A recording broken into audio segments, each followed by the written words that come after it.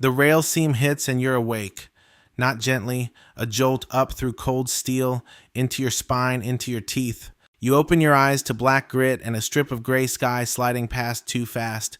Coal, you're lying in coal. Lumps of it under your cheek, dust in your mouth, the taste of a struck match. The whole world is rattling and the floor is moving and none of it is asking your permission. You sit up, the car sways. Walls of black slope up around you, and over the top edge the land is going by. Fields you don't know, a water tower you've never seen, a sky that hasn't decided if it's morning. Wind tears at your jacket. The wheels under you keep that long iron rhythm, the one that says we are going somewhere, and you are along for it. You check yourself the way a man checks for damage. Phone, alive, barely. The battery sits at single digits, a red sliver, the little icon already apologizing, no text that explain anything, a blurred photo from 2 a.m. of a bar you half remember, then your pocket, folded soft from washing, a little damp, $12, a 10 and 2 ones. You count it twice because the first time doesn't feel real, and the second time it's worse because it's still 12. You went out to forget you were broke. You remember that part? The plan, if you can call it that, was noise and lights and enough drinks to make the empty account stop whispering. You succeeded. You forgot so hard you lost the night, the town, and the ground under your feet. Somewhere back there, a night out ran you $40, maybe $60, drinks, the cover at the door, the ride that wasn't free. More than you've got left now. You spent a day's pay to forget you had no pay, and the receipt is this, a moving box of coal with your name on nothing. The thing is, you're not even surprised. That's the part that sits heavy. A normal man wakes up in a freight car and thinks, how?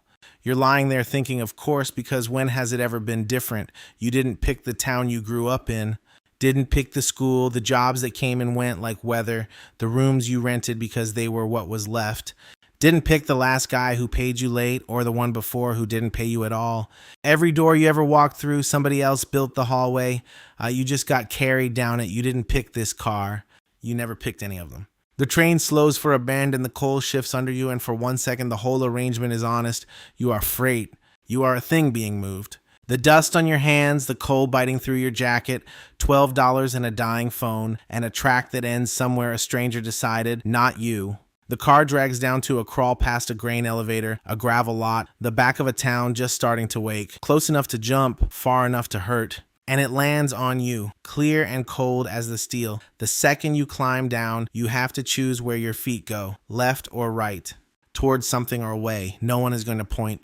For the first time in your life, the direction is yours, and you have $12 to spend on it before the choice gets made for you again. You climb down where the wheels stop pretending to go anywhere, a slow yard at the edge of town, the train hissing like it's glad to be rid of you. Your boots hit gravel and your knees remember the fall before your head does. You stand there in the gray light, coal dust on your hands, $12 in your pocket, and the town in front of you starting to open one shutter at a time. And here it comes, the old pull right on schedule. There's a gas station with its lights on and a bar 2 doors down that opens early for men who need it too. $12 is exactly enough to feel human again, a drink to kill the shake.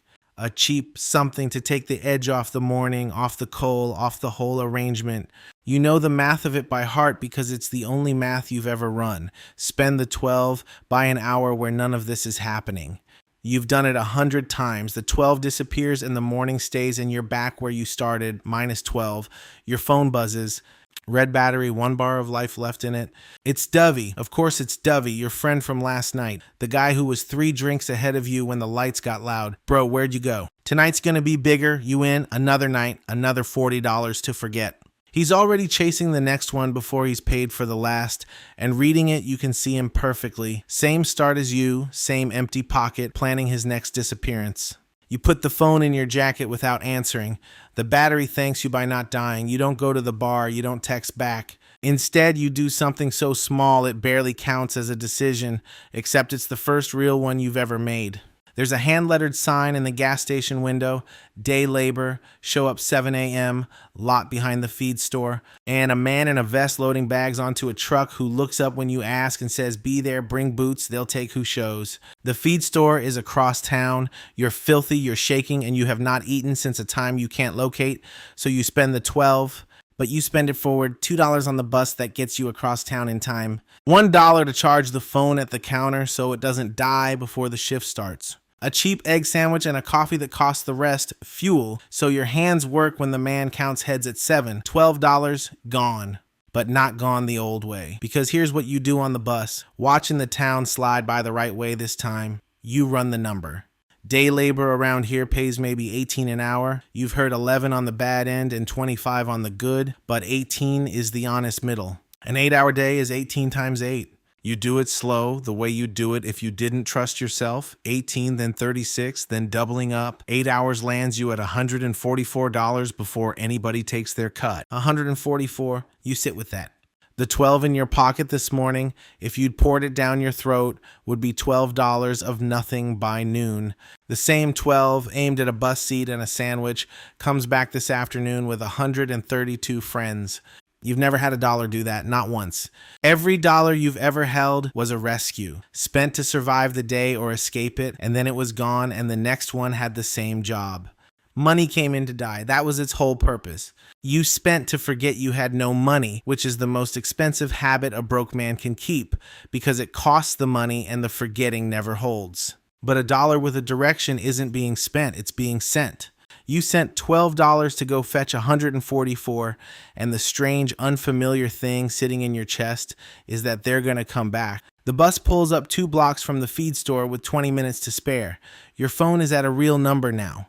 Your hands have something in them besides shaking. $12 spent to forget buys nothing. $12 aimed buys a direction. You walk toward the lot behind the feed store, and for the first time you can remember, you're walking toward the money instead of away from the lack of it. The man with the clipboard is counting heads. There's a spot. You take it. And somewhere under the dust and the empty stomach, a thought you've never had before lifts its head and looks around. If $12 can do this in one morning, what's stopping the next 12?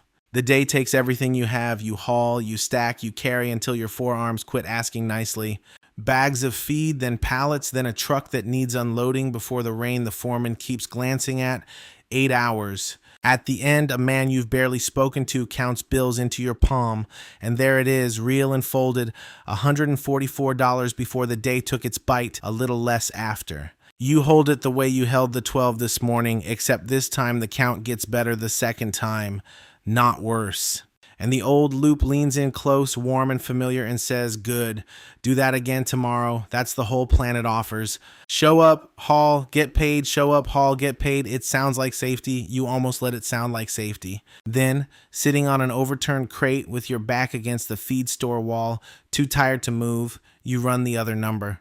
The one nobody put in front of you before, 144 a day, but it stops. The second you stop, it stops. Sprain a wrist, get a slow week, sleep through the alarm, and the number is 0. Today, no cushion, no echo. You think about what the basics actually cost. Rent somewhere small, food, the phone, the bus, $2,000 a month if you're careful, and you're never careful. 2,000 divided by 18 an hour is about 110 hours of your body, every month just to stand still. And at the end of those 110 hours, you own, what? Nothing. The hours are gone. You sold them, they're spent, there's nothing with your name on it. You'd be doing this exact day at 60. That's when it cracks. Not loud. Just a quiet shift in how the whole thing looks. Because there are 2 ways the number gets bigger, and they are not the same way, and nobody ever sat you down and told you which was which. The foreman mentioned it offhand. Guy who runs the Bobcat, the one with the certification, he bills $28 an hour for the same 8 hours these hands give for 18. Same day, same sweat, $10 more an hour. You run it on your filthy palm, 10 times 8 is 80. $80 more every single day for a skill that sits in your hands whether you're tired or not. That $10 an hour doesn't get spent and vanish. It comes back tomorrow and the day after, and every day you show up, the first dollars you've ever met that compound. Learn the thing once and it pays the difference forever. Or, and this is the part that keeps you sitting on the crate after your legs have stopped aching, you stop selling the hours at all. The man 2 stalls down at the market charges a flat $50 to fix a thing, and once he knows how to fix the thing, the $50 doesn't cost him the morning anymore. He delivers it again and again without reselling the same hours over and over. The hours stay his. The $50 keeps coming. That's the difference, and it's the whole game. A wage is a car someone else drives. You're in the passenger seat watching the meter, and the meter only runs while he keeps his foot down, and the second he lifts it, you're parked. A system is your own 2 feet. Slower, maybe. Yours, definitely. It moves when you say move, and it keeps a little of every step. When did money last move you forward instead of just away? Sit with that one a second. It's the only question that's ever mattered for you, and you never once asked it, so you do 2 small things before the light goes. You ask the foreman what the cheapest path to a certification looks like, and he tells you, and it's less than you feared, a directed dollar, not a spent one. And you take the day's pay, and you do the thing that breaks every habit you own. You set 100 of it aside. Don't spend it. Don't aim it yet. Just park it. $100 that exists for no reason except to exist. The first $100 in your life that isn't already promised to someone. It feels wrong, honestly. Backward. There's a voice that says $100 in your pocket is $100 you could be using to feel okay tonight. You tell it no. You're not sure where you found the number. It was somewhere under the coal dust. For the first time, the next dollar in your hand isn't a rescue. It isn't there to stop a bleeding, it's a brick. And you sit against the wall in the dark with a brick in your hand, and one question you've never had the standing to ask before, what does a man build when he finally stops bleeding? The $100 sits there and doesn't get spent. That's the first miracle, and it's a quiet one. You park it and you wake up and it's still there. And something about that, money that survives the night, rewires you a little at a time. So you feed it. The certification comes through faster than you let yourself hope, and the rate moves. 18 becomes 28 for the same 8 hours, and that extra 80 a day is the first money you've ever had that's just surplus, not promised, not owed, not chasing a hole. You take about 50 a week of the new margin and you park that too. 50 a week is 200 a month, give or take, and you start watching a number do the one thing your numbers never did. It climbs while you sleep. The 100 becomes 300, 3 becomes 4. It crosses 500 on a Tuesday and you have to stop and look at it because $500 that belongs to no emergency is a thing you didn't know existed. Then the truck won't start. Dead battery, the kind of morning that used to end you. $80, maybe $150 if it's worse than a jump. You stand in the cold with the key turning on nothing, and you feel your whole body brace for the old fall. The spiral where one dead battery means a missed shift, means no pay, means the bus you can't afford, means the day eats itself. You know that spiral by heart, you've lived in it, except you have $500, you pay the 80, the truck starts, you go to work, and the thing you brace for never arrives because there's nothing for it to land on. The catastrophe walks up, knocks, finds the door already handled, and leaves. A dead battery at $0 is a cliff. A dead battery at 500 is a Tuesday. Same battery, different man standing next to it. The buffer didn't just pay the 80, and it bought back the whole morning, the panic you didn't have to feel, the shift you didn't miss. That's what the slack does. It turns an emergency into an errand. That night, Dovey calls. Not texts, calls, which means he's somewhere loud and wants company in it. He's broke, same as the start, chasing the next $40 disappearance, and he's calling you back to it. One night, man, you've been a ghost. Come forget about it like the old days. And the pull is real. That's the part nobody warns you about, that the old door doesn't get uglier, it gets kinder. It offers you exactly the relief it always did, cheap and easy and one yes away. But you've started doing a thing you can't undo. You price it, $40 to forget. And $40 isn't $40 anymore. It's a week of slack set on fire. It's the difference between the man who paid the 80 without flinching and the man who'd have spiraled. You can hear, under Dovey's noise, the exact morning you climbed out of, and you can hear him still riding the same car you jumped off of, and he doesn't know it's moving. He's not a fool. He's you, on the track you didn't take. That's the part that's hard to hang up on. You stopped running from broke and started walking somewhere. You tell him you're good. You tell him maybe another time, and you both know what that means. You hang up and the apartment is quiet and the 500 is still there, and you feel something you don't have a clean word for. Not pride exactly, more like balance, like a man who just noticed his hands are on a wheel that was always there. Because that's what's actually different, and it took the battery to show you. It was never about being able to afford the $40 night. It's that you can finally refuse it. The cheapest relief you know is sitting right there, one yes away, warm and familiar and asking nothing of you, and you say no. You wake up and no alarm did it. That's the first thing, and it takes a second to understand. No jolt, no rail seam in your spine, no red battery apologizing on a counter. Just light coming in the way light does when nobody scheduled it, and a quiet that you're allowed to lie inside of. You're somewhere you picked. Not a corner office, not a throne. A small room in a place you chose, with a window facing a direction you decided was worth waking up to.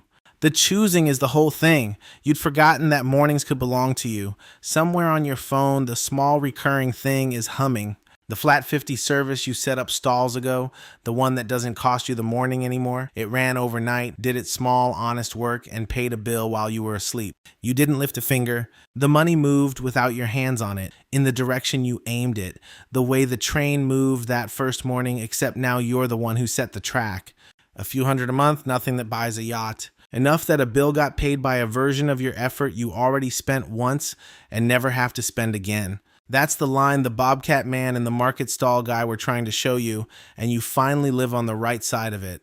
And here is the thing that's taken the whole climb to earn, the one realization, and it lands once and quietly, and then it's just true. Being broke was never about the dollars. You had broke mornings with $12 and you had broke mornings with $500.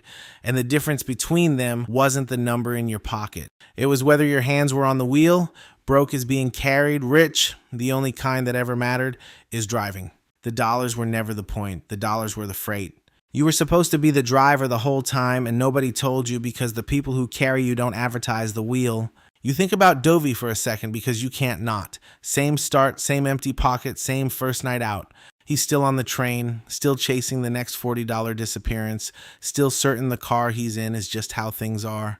He's not stupid and he's not lost, he just never jumped. You don't feel above him.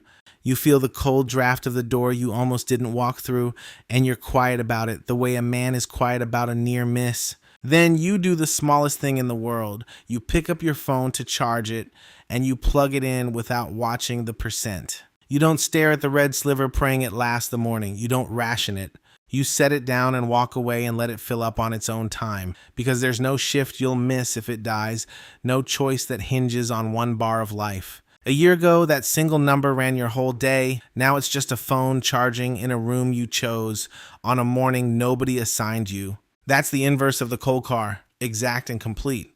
The same man, the same hands, the same phone, only now nothing is carrying you, and the percentage doesn't get to decide anything. So, let me ask you the only question this was ever about, the one I had to climb out of a coal car to find, not how much you make, not what's in the account this second, just this. In your life, right now, are you driving or are you being carried?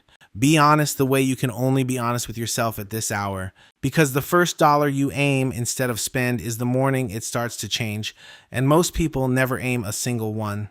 If you felt that land, if some part of you just checked which seat you're sitting in, stick around.